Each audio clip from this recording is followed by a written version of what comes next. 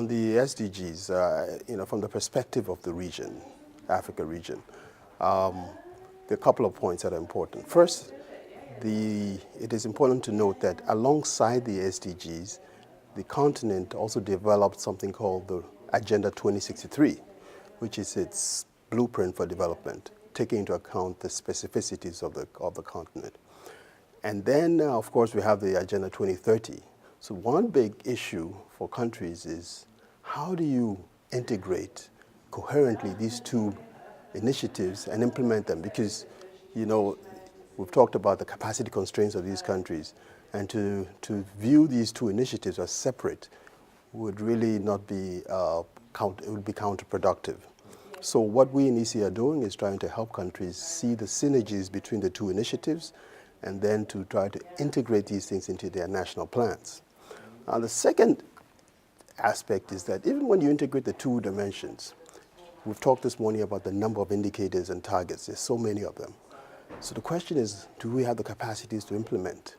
How do you implement? Should you implement in a sort of a phased approach, looking at different indicators, or look at all integrated indicators and targets as an integrated whole, which is what was the primary objective of the SDGs, to ensure that these three dimensions that underpin this initiative are implemented in a balanced and coherent way. So the second thing is really for us to assist our policymakers, one, to undertake evidence-based policymaking. Now, why is that important? Because, for example, if a country wants to achieve social development and environmental sustainability and economic sustainability, let's say the country has oil. Now, to produce more oil would be counterproductive to achieving environmental sustainability.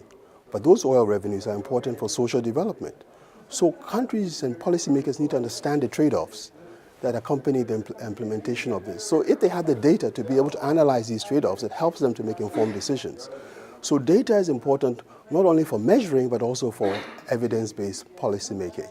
And in that context, we need to really support countries in their capacity in those areas. Now, the last point is, how do you integrate these plans into these issues into the national development plans? And it really starts off with really looking at how these two, the continental framework and the global framework, are aligned, and then supporting countries to migrate these into their national plans. So those, I think, are some of the key issues.